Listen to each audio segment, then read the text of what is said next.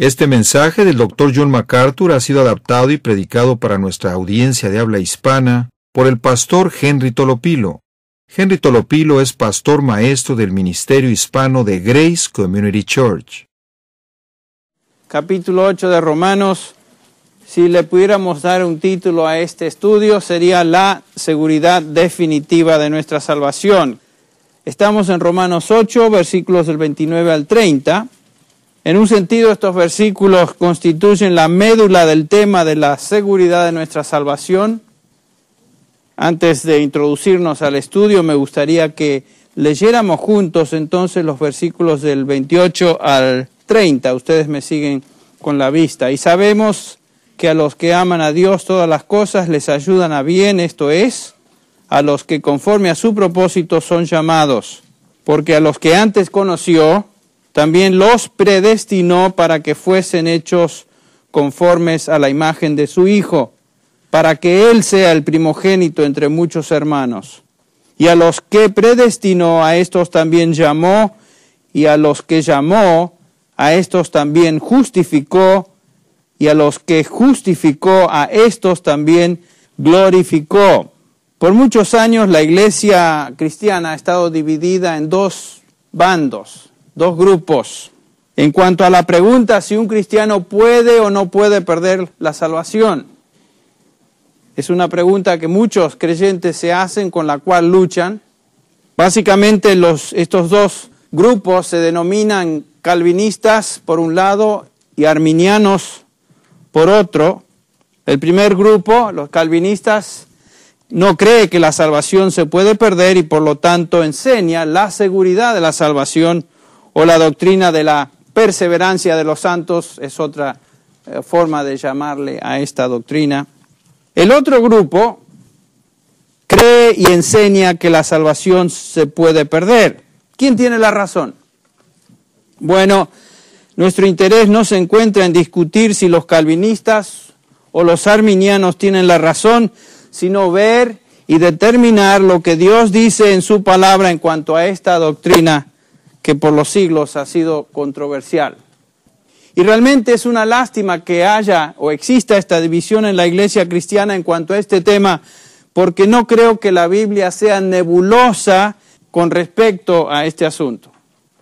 En la Escritura encontramos mucho acerca de la seguridad de la salvación, pero ningún pasaje contiene una declaración tan poderosa y tan clara como el pasaje que acabamos de leer, que se extiende, entre paréntesis, hasta el versículo 39. Estos versículos nos garantizan sin variación y sin excepción la gloria final de todos aquellos que han sido redimidos por Cristo Jesús.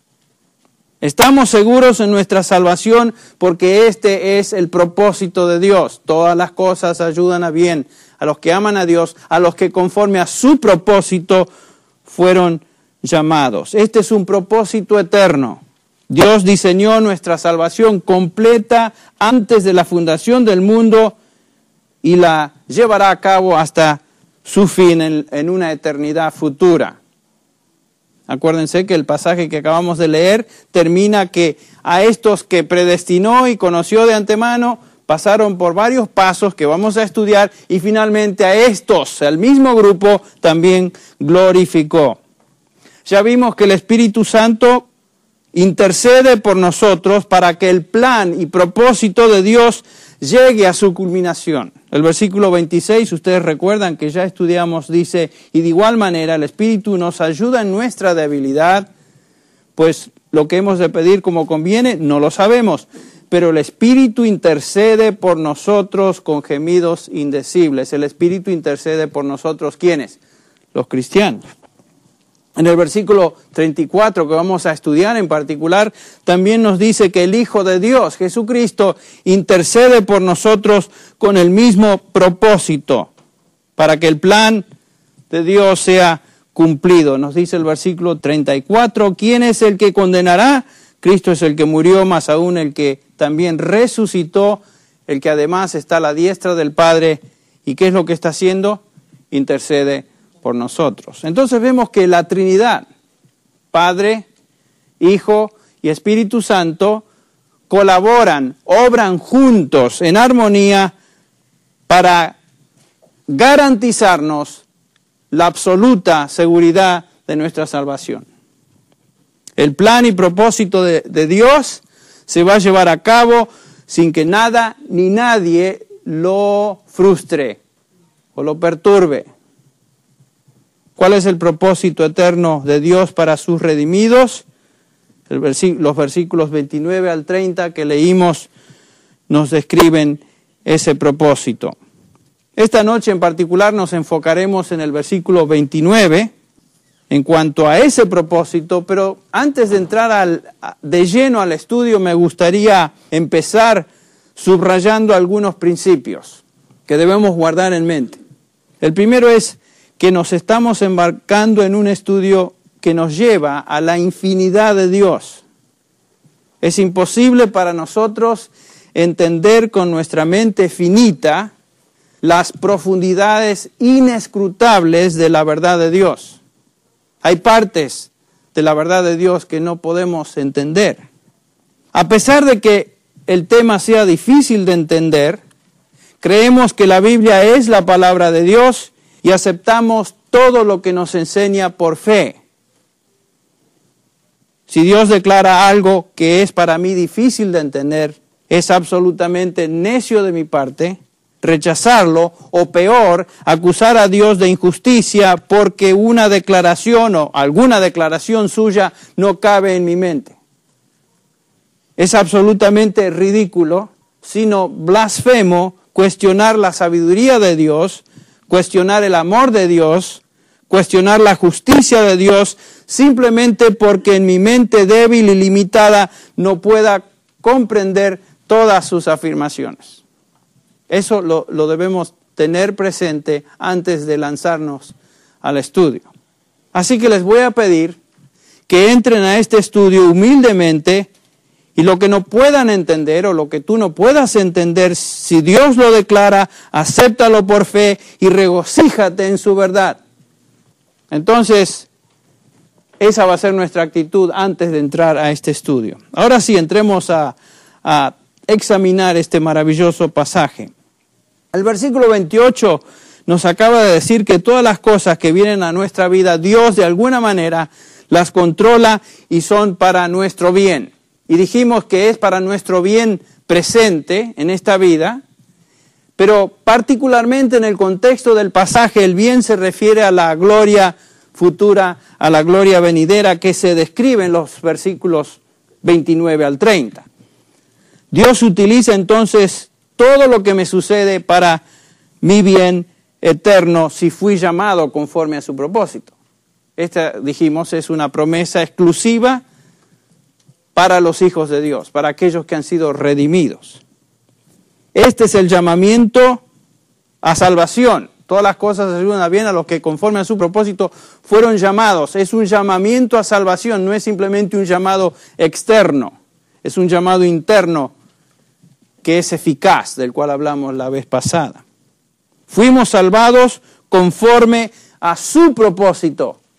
Y quiero que entendamos algo desde ya. Este pasaje nos enseña que ninguno de nosotros que somos cristianos por una decisión nuestra. Escuche bien. Realmente la salvación no es nuestra decisión, sino su decisión. Fue su decisión. A menudo se nos enseña que tenemos que tomar una decisión por Cristo para ser salvos. Y es cierto, es nuestra responsabilidad de responder al Evangelio que se presenta. Es nuestra responsabilidad. Es nuestra responsabilidad creer, arrepentirnos de nuestros pecados para ser salvos. Pero como vamos a ver, eso fue una respuesta nuestra al plan y propósito eterno de Dios para sus redimidos. Nosotros simplemente respondimos a Él. Por ejemplo, Efesios 1:3.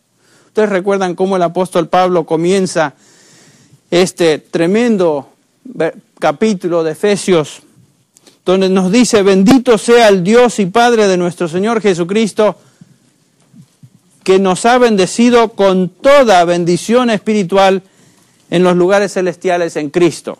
Noten que el apóstol Pablo comienza bendiciendo a Dios, ofreciendo su alabanza a Dios. ¿Por qué? Porque dice que Él nos bendijo con toda bendición espiritual. En otras palabras, el que merece la alabanza por la salvación mía es Dios. Él fue el que nos bendijo. Él decidió a favor nuestro. Ahora, ¿por qué le alabamos? ¿Por qué es que le bendecimos? El versículo 4 dice que Él, Dios, nos escogió en Cristo antes de la fundación del mundo para que fuéramos santos y sin mancha delante de Él. Entonces, Dios se merece la alabanza, mi gratitud, mi bendición, porque Él, de acuerdo a este pasaje, nos escogió. Él decidió, fue su decisión escogernos antes de la fundación del mundo. Fue su plan, fue su propósito que seamos santos o que fuéramos santos y sin mancha delante de Él.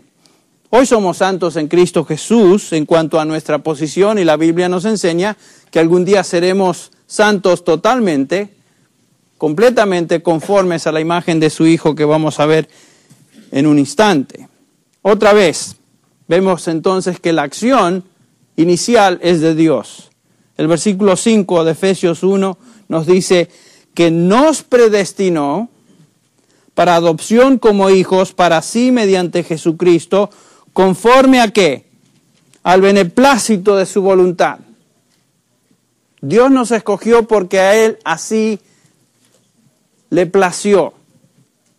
Eso fue su deseo, esa fue su voluntad. Él predeterminó que íbamos a ser sus hijos mediante Jesucristo. Otra vez podemos ver que fue su decisión. El versículo 5 dice que fue según el puro afecto de su voluntad. Fue la voluntad de Dios salvarnos. Ese fue su plan, fue su propósito. Dios nos escogió antes de la fundación del mundo, o escogió antes de la fundación del mundo a quien iba a ser un hijo suyo o sus hijos por medio de Jesucristo. Ese fue su plan, ese fue su voluntad. La palabra ser o obrar es la palabra energeo, que quiere decir, en castellano, energía. En otras palabras, el poder o la energía por la cual todas las cosas ayudan a bien es su propósito. Nos dice acá que según su propósito de aquel que obra todas las cosas conforme al consejo de su voluntad. Dios ha determinado salvarnos conforme a su plan eterno y poderoso. Y lo digo una vez más, lo repito, la salvación no está basada en lo que tú decides, sino en lo que Dios decide. Muchos de los esfuerzos evangelísticos modernos dejan a la gente con la idea de que la salvación depende de la decisión humana por Cristo. Cuando a la luz de la Escritura, o a la Escritura que estamos viendo, observamos que ésta nos enseña que la salvación depende de la decisión de Dios para con ellos. ¿Ustedes recuerdan qué es la vida eterna? ¿Qué es poseer vida eterna? Bueno, el Señor Jesús nos declara en Juan capítulo 17, versículo 3, esta es la vida eterna, nos dice que te conozcan a ti, el único Dios verdadero, y a Jesucristo a quien has enviado. Pero el hombre natural está muerto a las cosas del Espíritu. El hombre en su condición de pecador no puede entender ni conectarse con Dios. El hombre natural no puede tomar una decisión por Dios. 1 Corintios 2:14 lo dice claramente Pablo cuando nos explica que el hombre natural no acepta las cosas del Espíritu de Dios porque para él son ¿qué? Locura. Absoluta locura. Y dice más, no las puede entender porque se disciernen espiritualmente. El hombre en su condición natural tampoco busca a Dios. Dios no es parte de sus cálculos diarios. Está muerto en delitos y pecados. Es insensible a las cosas del espíritu, así como un cadáver es insensible a cualquier estímulo físico que tratemos de ejecutar sobre el cuerpo muerto. Romanos 3:10 nos dice que no hay justo ni aún uno, ¿no es cierto? Ni aún uno es justo. No hay quien entienda, no hay quien busque a Dios. El hombre no tiene la capacidad, escuche bien, para decidir por Dios. No tiene la capacidad. Ningún ser humano puede por sí mismo aceptar a Cristo. El hombre no puede venir a Cristo hasta que Dios intervenga en su vida. Por eso Cristo dice en Juan 6:37, todo lo que el Padre me da, vendrá a mí. Y el que a mí viene, no lo echo fuera. Fíjense el versículo 44 del mismo capítulo. Nadie, dice Jesús, puede venir a mí si no lo trae el Padre que me envió, y yo lo resucitaré en el día postrero, en el día final. Nadie puede venir a Cristo por sí mismo, a menos que el Padre lo traiga. Y dice Cristo que cuando eso sucede, esos individuos vienen a Él y noten dónde terminan. Y yo los resucitaré en el día final. Esto es importante de entender, muy importante de entender.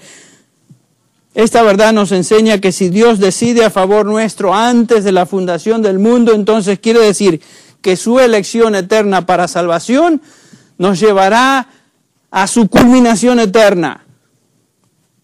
Nadie se pierde en el camino. Yo lo resucitaré en el día postrero. Ahí es una declaración, una afirmación fuerte, no es tal vez, sino que yo lo voy a hacer. El plan de Dios es que seamos sus hijos para siempre en gloria como coherederos de Cristo. Ustedes recuerdan ahora, volviendo a Romanos 8, el versículo 17, donde nos dice que si somos hijos, también herederos de Dios y coherederos con Cristo, si es que padecemos juntamente con Él, para que juntamente con Él seamos, ¿qué? Glorificados. La seguridad de nuestra salvación se encuentra en y depende del propósito eterno de Dios para con nosotros. Ahora, Romanos 8, el versículo 29, comienza a explicarnos el propósito de Dios en la salvación. Hoy nos detendremos a tratar de explicar el propósito. La próxima vez hablaremos del progreso de la salvación. Pero el propósito nos dice aquí Pablo, o nos describe el propósito de Dios en salvar a sus elegidos de esta manera: para que fuesen hechos conformes a la imagen de su Hijo, para que sea el primogénito entre muchos hermanos. Dos frases que describen el propósito de Dios, una frase primaria y una frase secundaria. La primera frase nos dice que fuimos llamados para ser conformes a la imagen de ¿quién? De Cristo. El plan y propósito de Dios es salvar hombres para que sean como su Hijo. Esa es la meta. Todo lo que nos sucede en esta vida como cristianos nos está moviendo en esa dirección. Conformidad absoluta a la imagen de su Hijo. Esa es la meta final. Entonces, el perdón de pecados, quitar la culpabilidad de nuestros pecados, de lo cual habla este himno, el evitar el infierno y aún llegar al cielo es parte de la realidad de la salvación, pero la meta real es ser conformados a la imagen de Jesucristo. Para eso fuimos salvados. Dios está redimiendo entonces una raza de seres humanos que serán semejantes a Cristo eternamente en gloria, y esta es la razón por la cual fuimos redimidos. Cuando tú creíste en el Evangelio y fuiste salvado de la penalidad de tus pecados, en ese momento comenzó el propósito de conformarnos a Cristo. Ahí se comenzó el proceso. Ese proceso no termina hasta que seamos hechos semejantes a Él, en forma completa. Pablo nos dijo en este capítulo de Romanos 8, en el versículo 24, que esta meta final es nuestra esperanza. ¿Se acuerdan cómo lo describe? Porque en esperanza fuimos salvos. Está hablando de una esperanza futura, una conformidad completa a Cristo Jesús, que incluye aún nuestro cuerpo. Esa es nuestra esperanza. Y es una esperanza segura. Como dijo el apóstol Juan, sabemos que seremos como Él. Seremos como Cristo, no hay duda de eso. Para eso fuimos predestinados. Quiero que pienses en la implicación de esta verdad si tú piensas o temes que la salvación se puede perder. Si alguien enseña, escuche bien, si alguien enseña que la salvación se pierde, está enseñando una salvación que no es bíblica. Porque la salvación consiste en conformarnos a la imagen de Cristo Jesús. Y esa meta no termina hasta que estemos con Él en gloria. Todavía no somos lo que habremos de ser. El proceso no ha sido completado. Para eso fuimos salvados. Fuimos redimidos de tal manera que terminemos en gloria y le veamos a Jesucristo cara a cara. Y lo que Dios comienza, Dios termina, ¿sí o no? El que comenzó la buena obra en vosotros, la perfeccionará hasta el día de Jesucristo. Ese es el plan. Ese es el propósito de Dios. Depende de Él. Él lo diseñó. Él lo está llevando a cabo. ¿Cómo va a ser nuestra conformidad a Cristo? ¿Qué quiere decir que seremos como Él? Bueno, primero, seremos como Él en apariencia externa. Nos dice Filipenses 3:21, el cual transformará el cuerpo de nuestra humillación en conformidad al cuerpo de su gloria. Nuestro cuerpo glorificado será semejante al cuerpo de resurrección de nuestro Señor Jesús. Seremos como Él en ese sentido. Nuestro cuerpo será como su cuerpo cuando Él fue glorificado. Funcionaremos de la misma manera, en el mismo medio ambiente y de acuerdo a los mismos principios que el cuerpo glorificado del Señor Jesús. En segundo lugar, seremos como Él en la dimensión, en el sentido espiritual también. Vamos a poseer la santidad misma de Jesucristo en nosotros. La palabra imagen del versículo 29 es la palabra griega eikon. Eikon se refiere a una réplica, una semejanza, una reproducción. En castellano, estaba mirando en el diccionario hoy, existe la palabra iconografía, que una de las definiciones que encontré es la siguiente: es un conjunto de imágenes o reproducciones artísticas. Son imágenes, reproducciones. Y lo que Pablo nos está diciendo, o nos enseña, es que algún día seremos una copia, una reproducción de Cristo Jesús. Seremos como Él, porque le veremos tal como Él es. Dios, por medio de su Espíritu, nos está conformando poco a poco a la imagen de su Hijo, dice, de gloria en gloria, hasta que algún día lleguemos a ser como Él. Ahora, de regreso a Romanos 8. La primera parte del propósito de Dios al salvarnos es que seamos conformes a la imagen de su Hijo. La segunda frase que aquí notamos es que para que Él sea el primogénito entre muchos hermanos. ¿Qué quiere decir esto de primogénito?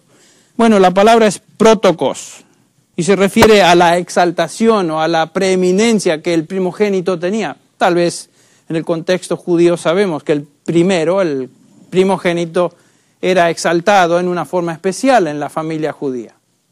Por supuesto, acá está hablando de Cristo, quien es el supremo, el preeminente entre sus hermanos. Y la razón que fuimos salvados es para que llegásemos a ser como Cristo, de tal manera que Él sea supremo entre toda esta humanidad redimida. Entonces vemos que la salvación no termina conmigo, va mucho más allá de mi experiencia personal, de tu experiencia personal. La salvación de cada uno de nosotros es para la exaltación de Cristo. Filipenses 2:9, ustedes recuerdan, por lo cual Dios también le exaltó hasta lo sumo y le confirió el nombre que es sobre todo nombre, para que al nombre de Jesús se doble toda rodilla de los que están en el cielo y en la tierra y debajo de la tierra. ¿Ven el propósito de Dios en salvarnos? Es llevar a la gloria un grupo incontable de hombres y mujeres redimidos que pasarán la eternidad dando gloria al que está por encima y es supremo sobre ellos, Jesucristo. Para eso fuimos redimidos. A veces pensamos que la salvación es para mí. Sí, yo recibo los beneficios de la salvación, pero el propósito fundamental en la mente de Dios es la glorificación, la exaltación del Supremo, su Hijo. El protocos, el preeminente, aquel quien Pablo nos dice en Colosenses 1:18, Él es también la cabeza del cuerpo, la iglesia.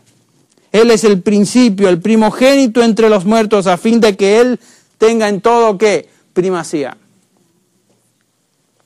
Dios creó una humanidad de redimidos, nosotros, y miles y millones de hermanos a través del mundo, que Él salvó, para que en medio de ellos Cristo sea el preeminente y por lo tanto sea alabado y bendecido por los siglos de los siglos. A veces nos enfocamos mucho en mi salvación personal cuando la realidad es que Dios me salvó para que glorificara a su Hijo, para que Él sea el Supremo algún día por la eternidad y yo seré parte de esa exaltación. Esto nos da una perspectiva distinta de la salvación, ¿no es cierto? ¿Entiendes para qué fuiste salvado? No solo para evitarte el infierno, no solo para hacerte feliz, no solo para quitar la culpa de tu pecado, has sido redimido para ser hecho conforme a Jesucristo, has sido salvado en el plan de Dios para formar parte del pueblo redimido que por la eternidad dará gloria al Hijo de Dios. Ese es el propósito de la salvación. Es el propósito eterno de Dios. Y en ese propósito reside entonces la seguridad de nuestra salvación. En los versículos 29 y 30 que acabamos de leer, Dios nos hace ver, o Pablo nos hace ver en este pasaje, 5 pasos fundamentales, 5 elementos que demuestran cómo ese propósito se lleva a cabo. El primero, antes conoció, el versículo 29, predestinó, llamó, justificó y finalmente glorificó. Los 5 eslabones de esta cadena de redención. Entonces comenzamos a examinar cada uno de estos elementos en el plan y propósito de Dios, comenzando por supuesto con el primero de ellos, que es el preconocimiento, a los que antes conoció. ¿Qué quiere decir eso, a los que antes conoció? Bueno, ya hablamos de esto un poco cuando estudiamos la epístola de Primera de Pedro, ustedes recuerdan. Muchos dicen que esto quiere decir que Dios mira a través del túnel de la historia humana y conoce de antemano lo que cada individuo va a hacer. Ya que esto es cierto, entonces ellos concluyen que Dios conoce de antemano quién va a creer en Él y quién no va a creer en Él. Y en base a ese previo conocimiento, entonces, ¿qué? Los escoge para salvación. Esa es una explicación de lo que este pasaje nos dice. Bueno, es cierto que Dios conoce todo de antemano, ¿no es cierto? Porque Dios es omnisciente, Dios conoce todo, el pasado, el presente y el futuro. En eso no hay chiste, sabemos que es real. Por supuesto que Dios sabía con anticipación quién iba a creer en Él. Pero ¿eso es lo que enseña este pasaje? Yo creo que no. Y por estas razones. La primera razón que no creo que esa es la conclusión posible es porque la Biblia claramente nos enseña que la salvación no comienza con el hombre. ¿No es cierto? Sino con Dios. El hombre simplemente responde al impulso divino en su corazón. La salvación nunca comienza con una decisión mía. De eso hablamos la última vez. Si la salvación comenzara con nosotros, en otras palabras, con nuestra fe, entonces Dios simplemente estaría obligado a otorgarla. Dios no tendría nada que ver en el proceso, su soberanía queda anulada y Dios simplemente depende de una decisión humana para salvarnos. ¿Ven lo que está pasando? Entonces Dios ya no es soberano si la salvación y el proceso comienza conmigo. Existe otro problema. Si tratamos de explicar el conocimiento común, simplemente que Dios vio desde lejos lo que iba a suceder y en base a ese conocimiento de nuestra fe nos escogió. ¿De dónde viene la fe? ¿De dónde viene la fe? Bueno, definitivamente la Biblia enseña que la fe, así como todo lo que involucra o encierra la salvación, es regalo ¿de quién? De Dios. La fe viene de Dios. El hombre es incapaz de producir fe. El hombre natural, nos dice Pablo en 1 Corintios 2:14, no acepta las cosas del Espíritu, ustedes recuerdan, de Dios, porque son necedad para él. Y no las puede entender porque se disciernen ¿cómo? Espiritualmente. El hombre sin Dios está muerto en delitos y pecados y espiritualmente incapaz de producir inclinación o tener una inclinación hacia las cosas de Dios. Romanos 3:10 nos dice, como está escrito, no hay justo ni aun uno. No hay quien entienda, no hay quien busque a Dios. Es muy inclusivo esa descripción. Romanos 5:10 nos dice que antes de conocer a Cristo éramos enemigos de Dios y fuimos reconciliados con Él. Efesios 2:1 nos dice que a vosotros que estabais muertos en delitos y pecados, Él os dio vida. Estábamos muertos en delitos y pecados. Y nos dice el versículo 3 que éramos por naturaleza hijos de ¿qué? Ira. El hombre entonces en su condición normal, en su condición natural, es incapaz de percibir las cosas de Dios. Oh, sí, sin duda el hombre puede ser religioso, ¿no es cierto? Y puede tener una religión externa, pero su religión no es el producto del Espíritu de Dios, porque está muerto a las cosas de Dios. Entonces, otra vez, ¿de dónde viene la fe? Repetimos la pregunta. La fe, según la palabra de Dios, y todo lo que involucra la salvación viene de Dios. Efesios 2:8, por gracia sois salvos por medio de la fe, y esto no es de vosotros, y esto incluye todo, inclusive la fe, todo lo que es la salvación, esto no es de vosotros, sino que es don de Dios. Volviendo a nuestra discusión del preconocimiento de Dios en Romanos, entonces esto no puede ser referencia a la fe que los escogidos iban a poner en el Evangelio, a los que antes conoció, sino a la idea de preordenar. A los que antes conoció, quiere decir a los que antes preordenó. Dios no solamente sabe lo que va a suceder, sino que Él también ordena lo que va a suceder. Como ilustración de esto, ustedes si pueden abrir sus Biblias a 1 Pedro 1, 1, lo vimos en otra ocasión, el apóstol nos dice acá, Pedro, apóstol de Jesucristo, a los expatriados de la dispersión en Ponto, Galacia, Capadocia, Asia y Bitinia, después agrega el vocablo o la descripción, elegidos, según el previo conocimiento de Dios Padre por la obra santificadora del Espíritu, para obedecer a Jesucristo y ser rociados por su sangre. Nos dice acá Pedro que los creyentes fueron elegidos según el preconocimiento de Dios. Otra vez, ¿qué quiere decir eso? No es simplemente que Dios miró a través de la historia y, ese va a creer en mí, a ese sí lo escojo. No es lo que está diciendo, porque fíjense que en ese mismo pasaje, en el versículo 20, en referencia al Señor Jesucristo, la misma palabra se usa, proginosko, conocer de antemano, preconocimiento. Aquí se traduce en el versículo 20 como destinado antes de la fundación del mundo. Versículo 20 dice, hablando de Jesús o de Cristo, ya destinado desde antes de la fundación del mundo, pero manifestado en los postreros tiempos por amor de vosotros. No es que Dios conocía simplemente que Cristo, su Hijo, iba a ser crucificado, sino que Dios Padre preordenó que esto sucediera. Es la misma idea, por ejemplo, que encontramos en Hechos, ustedes recuerdan, capítulo 2, versículo 23, donde Pedro, refiriéndose a la muerte del Señor Jesús, dice en ese precioso sermón de Hechos 2, dice Pedro, a este, hablando de Cristo, entregado por el plan predeterminado, y ahí está la palabra, y el previo conocimiento de Dios clavasteis en una cruz por manos de impíos y le matasteis. Además de la idea de preordenación, esta palabra proginosko, conocer de antemano, incluye la idea de una relación amorosa, una relación de amar de antemano. En la Escritura la palabra conocer a menudo indica la idea de intimidad y frecuentemente se usa en el contexto de una relación entre dos personas. Por ejemplo, en Génesis 4:17, hablando de Caín, también se menciona de Adán, que conoció a Eva. Acá nos dice Génesis, y conoció Caín a su mujer y ella concibió y dio a luz a Enoc, etcétera, etcétera. La palabra conocer no es simplemente conocerla. Hola, ¿cómo estás? Sino que concibió.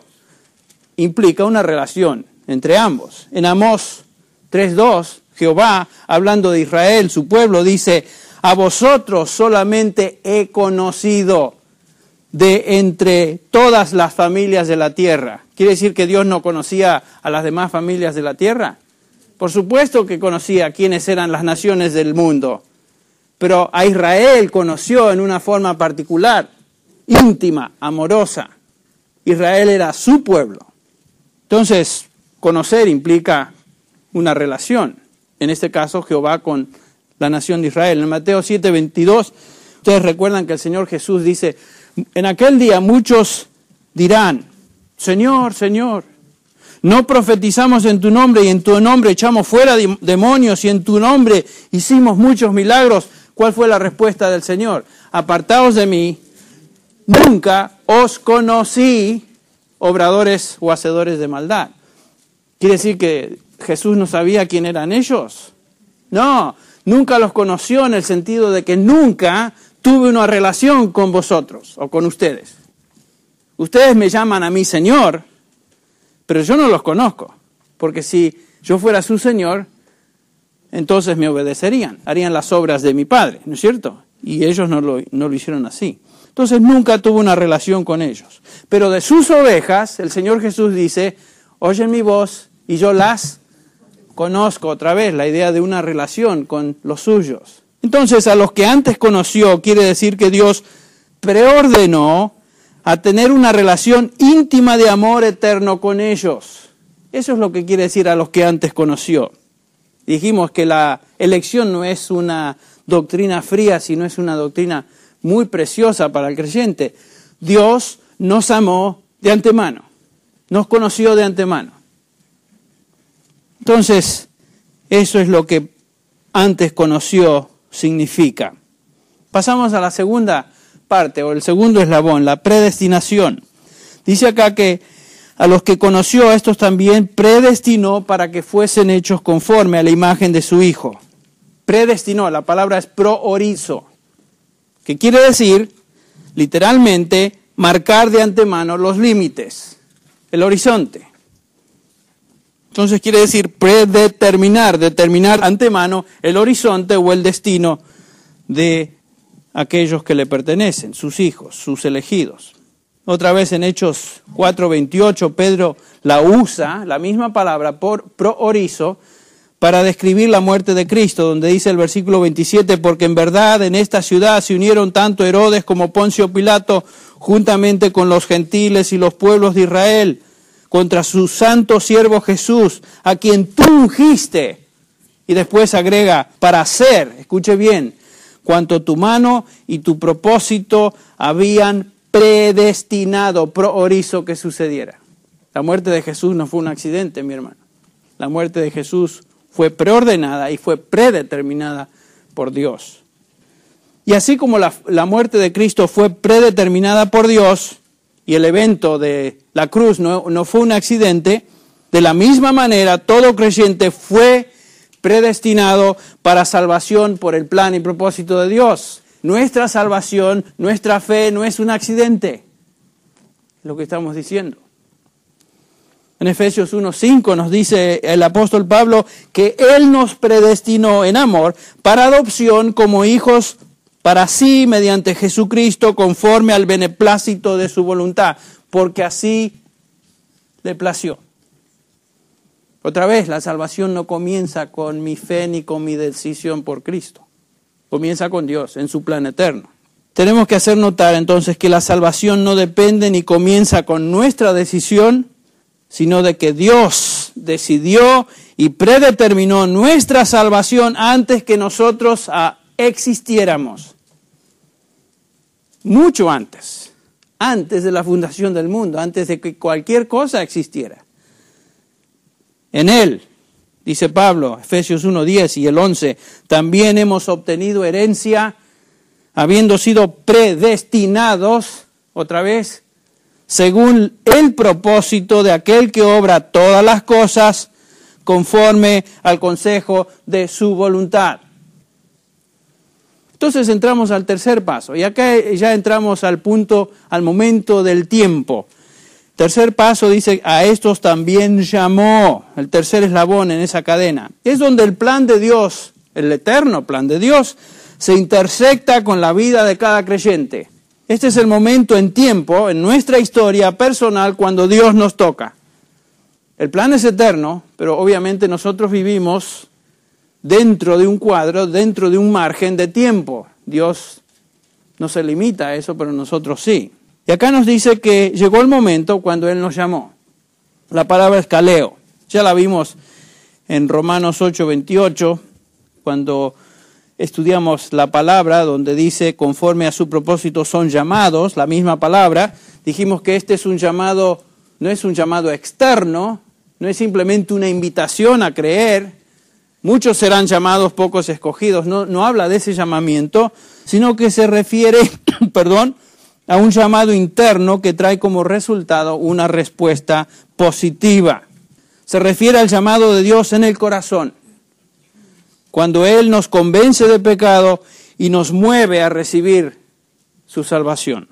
Es un llamado soberano. Pablo a su consiervo Timoteo le dice, 2 Timoteo 1:9, quien nos ha salvado y nos ha llamado con un llamamiento santo, no según nuestras obras, sino según su propósito y según la gracia que nos fue dada en Cristo Jesús desde la eternidad. Es un llamamiento soberano. También es un llamamiento a salvación, no hay duda de eso. 2 Tesalonicenses 2:13 dice Pablo, pero nosotros siempre damos gracias a Dios, o tenemos que dar gracias a Dios, por vosotros, hermanos, los creyentes en Tesalónica, hermanos amados por el Señor, porque Dios os ha escogido desde el principio para salvación mediante la santificación del Espíritu Santo y la fe en la verdad. El versículo 14, y para esto Él os llamó mediante nuestro evangelio. Dios nos llamó para que alcancéis la gloria de nuestro Señor Jesús. Y tenemos que decir que es un llamamiento eficaz, es un llamamiento que no se frustra, no puede ser rechazado, es irresistible. A los que llamó, dice Pablo, a estos también ¿qué? Justificó. O sea, cuando Dios llama, uno responde. Por supuesto que incluye fe de nuestra parte. Eso es obvio, la Biblia enseña eso. Pero esa fe, como vimos, es en respuesta a la obra de Dios en el corazón. Todo aquel que es llamado con este llamamiento vendrá a Jesús y será salvo. Quiere decir entonces que la Biblia enseña que el que no se salva fue escogido para perdición, lo que algunos dicen, que Dios enseña, según algunos, que los que Él no escoge, los escoge para perdición. Eso no es lo que la Biblia dice. La Biblia enseña que el que se pierde por su propio pecado e incredulidad. Eso es claro en la Biblia. Jesús dijo, porque Dios no envió a su Hijo al mundo para juzgar al mundo, sino para que el mundo sea salvo por Él. Y agregan al versículo 18, el que cree en Él no es condenado. Pero el que no cree ya ha sido condenado porque ¿qué? No ha creído en el nombre del unigénito Hijo de Dios. El que se pierde porque rechaza. Eso es claro. Y otra vez, ¿cómo podemos armonizar estas dos verdades? No sé. En la mente de Dios son armónicas. En la nuestra no las entendemos. Pero son verdades. No se pueden rechazar. Se tienen que aceptar. Y con gozo es la palabra de Dios.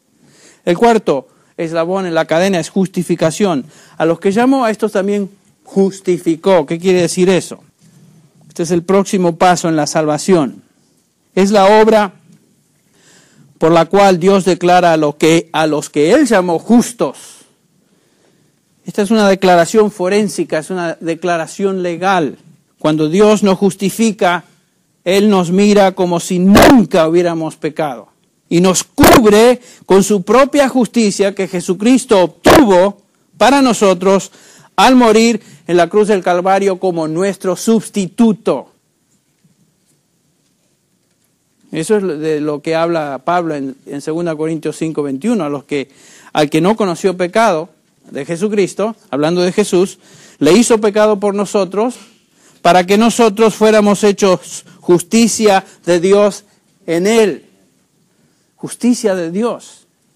Romanos 3:21, pero ahora, aparte de la ley, la justicia de Dios se ha manifestado, atestiguada por la ley y los profetas. Es decir, la justicia de Dios por medio de la fe en Jesucristo para todos los que creen. Y el versículo 24 dice del capítulo 3 de Romanos, siendo justificados gratuitamente por su gracia, por medio de la redención que es en Cristo Jesús. Tal vez pudiéramos decir que ser justificado quiere decir estar bien con Dios. Estar bien con Dios. Hay un himno precioso de Charles Wesley que habla de eso. Todo está bien con mi alma. Qué preciosa realidad. Saber que Dios ya no es mi enemigo, que Dios ya no es mi juez, que Dios es mi Padre con quien estoy bien. Eso es el gozo supremo para un pecador, saber que ha sido perdonado de todos sus pecados ahora y para siempre. Estamos bien con Dios. ¿Por qué? ¿Cómo es posible esto? Bueno, Dios tomó lo que me separaba de Él, mi pecado, y lo colocó sobre su Hijo, quien pagó por Él en su totalidad en la cruz. Y como resultado de ese sacrificio del Hijo de Dios y a través de la fe en Él, me declara para siempre perdonado y justo ante sus ojos, independientemente de mi caminar sobre esta tierra. Pero ahí no termina todo. Qué perdón incomparable, ¿no es cierto? Qué condición tan increíblemente preciosa y bendita. Estoy perdonado, Dios me mira como si no hubiera pecado nunca. Todo el tiempo me mira de esa manera. Esa es la bendición más preciosa para un creyente. Pero ahí no termina todo. Si fuera eso todo, ya seríamos lo suficientemente felices. Pero nos dice acá el quinto paso, el quinto elemento en la salvación, a los que justificó, a estos también que glorificó. Noten, la gloria es algo futuro, lo repito, sin embargo está expresada en tiempo pasado. La gloria es tan segura, tan cierta, que Dios nos dice que todos sus escogidos ya han sido glorificados desde su perspectiva divina. Desde el punto de vista divino, ya han sido glorificados. Aunque todavía eso, en nuestra experiencia, es algo futuro.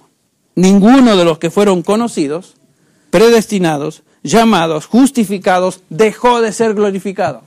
Ninguno. Esta gloria es futura. Pablo se expresa de ella en 2 Corintios 4:17, pues esta aflicción leve, dice Pablo, y pasajera, nos produce un eterno peso de gloria que sobrepasa toda comparación. Hablando de la gloria futura, la gloria venidera, que es segura, es cierta. Romanos 8:18, ya lo vimos, pues considero que los sufrimientos de este tiempo presente, dice, no son dignos de ser comparados con la gloria que nos ha de ser revelada, la gloria futura. Fuimos salvados para gloria eterna con nuestro Señor Jesucristo. Para eso fuimos salvados. Esa es la meta final. Si ustedes recuerdan la oración de Jesús, Juan 17, el versículo 24 creo que es, Padre, aquellos que me has dado, quiero que donde yo estoy, también ellos estén conmigo. ¿Para qué? Para que vean mi gloria que me has dado. ¿Ven? El Señor Jesús está intercediendo por mí hoy, por usted hoy, para que un día estemos con Él en su gloria. ¿Cuál gloria? Bueno, la gloria que Él tenía antes de venir a esta tierra. Dice el versículo 4, yo te he glorificado en la tierra y he acabado la obra que me diste. Ahora pues, Padre, glorifícame tú al lado tuyo con aquella gloria que tuve contigo antes que el mundo fuese. Esa es la gloria a la cual nos dirigimos. La gloria con Cristo. Segunda Tesalonicenses 2:14, y fue para esto que Él nos llamó, dice Pablo, mediante nuestro evangelio, para. Otra vez, la preposición para. ¿Con qué propósito? Para que alcancéis la gloria de nuestro Señor Jesucristo. Pablo dice, una vez más, que nos salvó, nos llamó por el evangelio para que alcancéis gloria. Para eso fuimos salvados. La salvación incluye cada uno de estos pasos. Comienza con Dios, Dios la lleva a cabo y finalmente Dios la termina en gloria eterna. Si la salvación no culmina en gloria eterna, entonces, escuche bien, esta no es la salvación que se enseña en el Nuevo Testamento. Si la salvación se detiene y se pierde, quiere decir que nunca la tuviste en primer lugar. El propósito de Dios es salvarte y llevarte a su gloria. No depende de ti, es su plan, es su designio y por tanto es seguro. Este mensaje, predicado originalmente en inglés por el pastor John MacArthur, fue adaptado y predicado en la congregación hispana de Grace Community Church por el pastor Henry Tolopilo.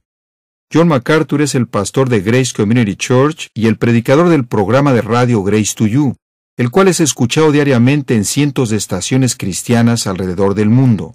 Para ordenar copias de este mensaje o para recibir un catálogo de materiales disponible en inglés o español, llámenos gratuitamente del interior de los Estados Unidos a cualquier hora del día o de la noche. Nuestro número telefónico es 1-800-55-GRACE, 1-800-554-7223.